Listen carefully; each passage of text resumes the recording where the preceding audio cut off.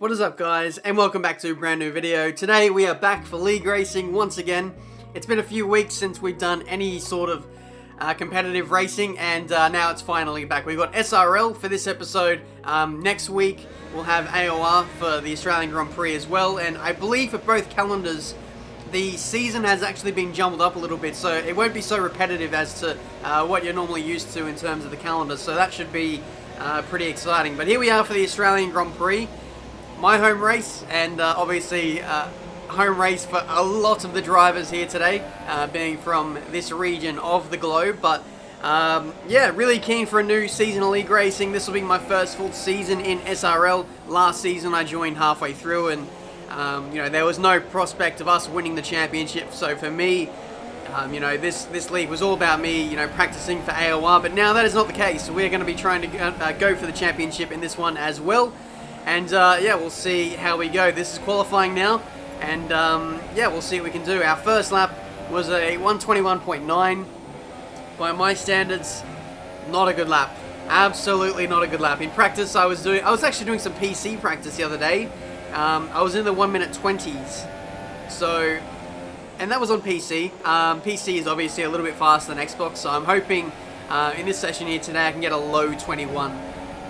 So I'll have to wait and see how we go. But, you know, I'm going to pull out the excuse. It's not technically an excuse, but I kind of fell asleep about 2 or 3 hours before the lobby started. Woke up with 20 minutes to go before the session was due to open, and yeah, lost a bit of practice running with that there. Ryan also had some issues as well. His Xbox was updating, and he didn't get any practice at all leading up to this event. So myself and Ryan, you know, a little bit less on point, shall we say, heading into this one. So it's going to be quite interesting to see who comes out on top here between the two of us. Warden as well is very quick.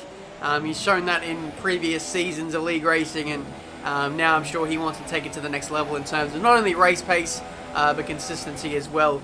I feel like that's something that Warden really lacked in last season of league racing, both in SRL and in AOR. His consistency, you know, wasn't quite the best across the season. But here we go for our final running qualifying here. We go through turn 1, track extend, the first corner, and that was our session over. Sorry to get sidetracked about, you know, other stuff, but yeah, that final run on that ultra soft set of tyres did not go all too well. I lost a little bit of time on my first lap. Then on my second lap I got the corner cut, and we only get third place, I believe, in this qualifying session. New Zealand Ryan jumping up 12 spots to P5 after not even setting a time in the opening like 12 minutes of the session, so he was quite lucky in the end there to get a time in, and he only goes P5 with a 1 minute 22.0. So Ryan, I'm sure, would not be happy with that lap. He wants to be on the front row. He wants to be at the front challenging both myself and Warden. So yeah, a lot of work for him to do in the race. We have a relentless 14.02 in P2 there, so great qualifying F from him there. I have my suspicions that that person is Dominator from AOR, so we'll get confirmation on that at a later point. But either way, we have another competitor to contest with for this championship. So heading into this race, we're going to be doing a one-stop ultra soft to the soft compound tyres, and you can easily make it to the end. The soft compound tyre is a very versatile compound to run with in the race. The only thing is it's actually quite slow. But the thing is, two-stop is way too slow, and also going from ultras to supers is not viable either. So this is what we have to live with. But 5 red lights for the Australian Grand Prix for SRL, and we are underway for our first full season of league racing in this league. Nice start as well, jumping straight up into P2 as we head into turn 1. Going around the outside of Relentless, who gives us a bit of a squeeze. And off the track we go. We just managed to hold on to P2. Actually, a bit of wheel tapping there between the two of us. Very lucky to not get tangled up between myself and him there. And we only just managed to hang on. We get a squeeze through turn 3 as well for our troubles. Heading into turn 4, we have the inside, and we're going to squeeze out Relentless, just like he did to us in the first couple of corners there. So, yeah. Very exciting start. Very high intensity right from word go. Side by side with Relentless for the first couple of corners. We lost a lot of time there and all that squabbling. Warden's gap at the front is 2.5 seconds already. and we're going to be hard pressed to catch him for the rest of this stint now. You can see we caught him a little bit. The gap is now 2.1 seconds, so hopefully we can close him in the next few laps. Warden sets at 26.3, we go 26.1. Everyone else behind us, well, Ryan and Relentless just go faster than us in the 25s. So, bit of a tit for tat at the moment. These opening few laps, I won't lie, they felt very weird, very alien to me. I was struggling to get into a rhythm. I wasn't really used to the game. That's a big, massive moment of oversteer. A few seconds lost there, and Relentless is all over the back of us now. Thanks to that little mistake into the middle sector. He goes around the outside into turn 11. Not a great exit from me there, but we just managed to hold him off there. So, yeah, very uncharacteristic mistake there from me. I don't really make mistakes in league racing, not big mistakes like that. That's a bit weird. Just a little bit of, I don't know, not being in the right rhythm, just a little bit rusty. You'll see what happens here. I shift down into 4th gear, but when I shifted into 4th, my paddle shift did a double shift and I went straight into 3rd, lost the back end, tried to save it, and only just got away with keeping the car in a straight line. That could have so easily gone pear-shaped for us, and we could have ended up in the barriers. It could have been absolutely anything, but thankfully we hold on to P2. But unfortunately we lost like 3 seconds with that mistake there, and the gap to Warden is like 5 seconds now, so not a great start. Definitely not a great start to this season of league racing. We've got a lot of work to do now if we want to catch him.